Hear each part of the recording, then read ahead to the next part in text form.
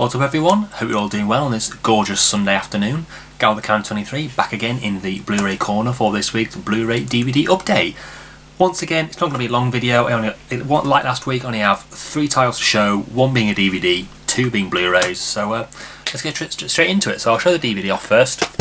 And it's a DVD I wasn't originally going to pick up because there is a Blu-ray of this in France, but it's a little bit too expensive for now. So I thought I'd get the DVD now, maybe sometime in the future I'll get the Blu-ray of Hyena, which is a British film from, well, it came out last year, but it was in British cinemas this year. It kind of did like the film festival circuits last year. The latest film from the director of Tony, London Serial Killer, Gerard Johnson. That came out, I think, about 2009, so it's been a fair few years since he did a film.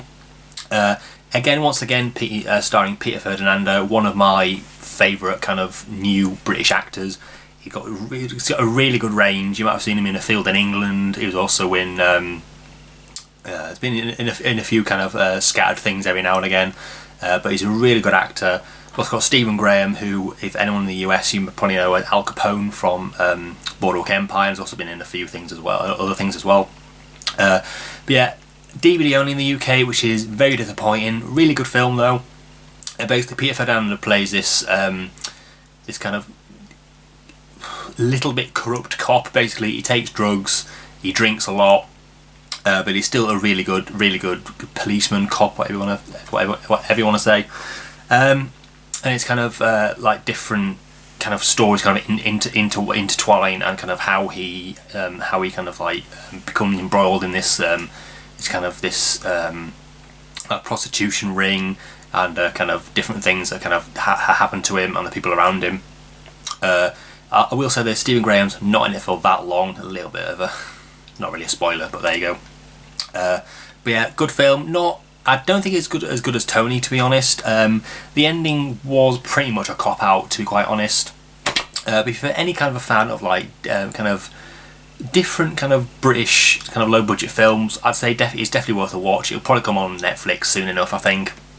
Like I say, I'm gunning for that Blu-ray, but again, I'll wait till it comes down in price a bit. So yeah, that is Hyena. And yeah, the next one. Actually, I'll show this next. The next title I picked up. You remember last week I picked up The Trip, and this week I've picked up The Trip to Italy. Technically, I picked it up at the same time. This didn't come till Monday, so I kind of waited to put it in this update. But yeah, the same as the first one. Basically, this originally was a follow-up to the first series, and it was originally a 6-episode series, which they've kind of cut down into an hour, just over an hour 50, I think, or an hour 40. Yeah, just over an hour 40 feature film, which was actually released in the UK this time. It's basically exactly the same as kind of the first one, but it's instead of kind of Yorkshire, it's Italy. It is really good. Not quite as good as the first one, I don't think. I do think that series is a bit better. So even though they are kind of playing themselves, they are playing a character as well, and I just feel like the characters were more interesting in the first one than they were in the second one. Expands on it quite a lot though in this one, but yeah, obviously kind of the most of the kind of cinematography is a lot nicer to look at, because it's very different to kind of what you may have seen before. But again, really good kind of comic acting in this. I've said last week, Steve Coogan is one of my favourite kind of British comedy actors ever, and yeah, just kind of him and Rob really kind of bounce off each other really well. I mean, they've known each other for like that's another thing. Like, The Trip was like 2010, so this was last year, so quite a big gap between it. So they must have known each other about 15 years from then, because I know in the first series he mentioned that they'd known each other for 11 years. But yeah, it's more of the same, which is always good, because the first one I really liked. One thing I didn't mention last week is only 1080i, unfortunately, but I'm not too that bothered about this. Haven't watched the film itself, but I actually watched the whole series for the first time the other day. Really enjoyed it. Again, not as good as the first one, but I did still like it. So that is The Trip to Italy. The last thing I bought this week is the latest release from 88 Films, and it's one of their first releases in quite a long time that isn't part of their either slasher collection or Italian collection, and it is the Troma classic Tromeo and Juliet, which is the classic Shakespeare tale of star-crossed lovers with a Tromerific edge, that edge being abhorrent sexuality, over-the-top violence and pretty atrocious acting. Written, but at least co-written with James Gunn, obviously director of Guardians of the Galaxy, and while they have to plaster that over the whole thing, I mean, from James Gunn to Guardians of the Galaxy, I mean, it's like it's signposted just in case you didn't check, just in case you didn't see it the first 4 times they showed it. I don't know why they keep going on about this. I mean, yeah, I mean, fans of James Gunn will already know about his work with Troma, but people who watch this film. People who watch films like this won't really care, and people who don't watch the film, people who don't watch the film won't really care. People who have watched the film already know that anyway, so quite why they need to insist on doing that, plaster it all over the bloody thing. But yeah, you get this really cool artwork on the front though, which is kind of brand new artwork for this Blu-ray.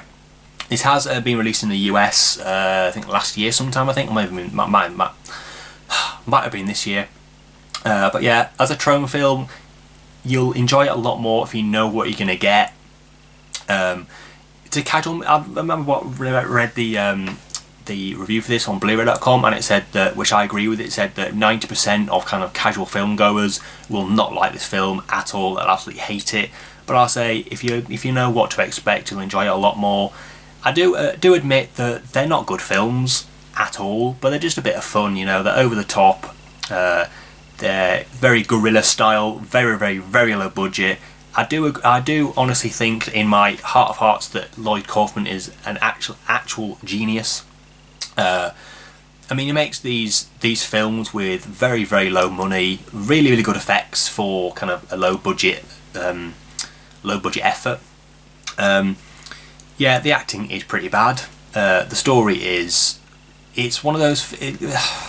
I'm watching this on kind of horror channel like years and years ago and thinking that this is a very long film, and even though it is an hour 50 minutes, which to be honest is quite a long time anyway, it does feel like a very, very much longer film. It's just scenes don't really kind of flow into each other very well. They do kind of like scenes happen for kind of no reason. It's again they're not good films, but I just kind of have a soft spot for quite a lot of them. Haven't seen all of them, but I do think their best still is Toxic Avenger. It's because with Toxic Avenger it is over the top and it is very Troma, but it's also kind of the audience is quite wide. Like Troma films like it because it's a Troma film, but horror film fans like it because it is quite a good horror film, I think. At least in my mind it is, but yeah, the transfer on this isn't fantastic. I think Bluray.com gave it like 2.5, which I probably agree with. There's quite a lot of kind of like marks and specs and stuff like that, especially for like the first like 20 minutes, half an hour. It does have alternate artwork, which on the inside is the original VHS artwork.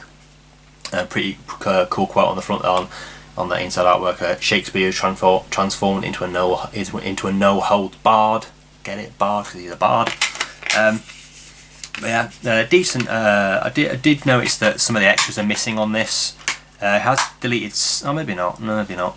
Now I think there are kind of a couple of things on the US Blu-ray that aren't included on this. I think they're kind of mostly like trailers and little kind of snippets of stuff. But you still get deleted scenes. You get full audio commentaries. Get deleted scenes, rehearsal footage as well. So a decent package. I would have liked a little bit more, but they can only work with kind of what they had kind of previously from the US edition. But yeah, very much again, you'll know what to expect if you've seen a Troma film before.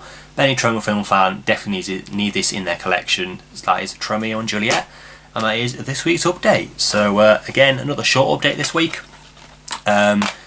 Might even be shorter next week, because I don't think I'll be buying anything. This is again, it's just what for the next few weeks. There aren't really anything that I want to buy now that I can't kind of wait to come down in price. There really isn't anything, to be quite honest. At least not for the next couple of weeks. So this will kind of tide me over. But then again, I have like like a watch pile, literally the width, the kind of the height of my house to watch. So yeah, which I'll need to kind of get through. I mean, even looking around here now, you can see all the kind of the Blu-rays behind, like behind the camera. There's a lot of stuff I need to watch and haven't already. So yeah.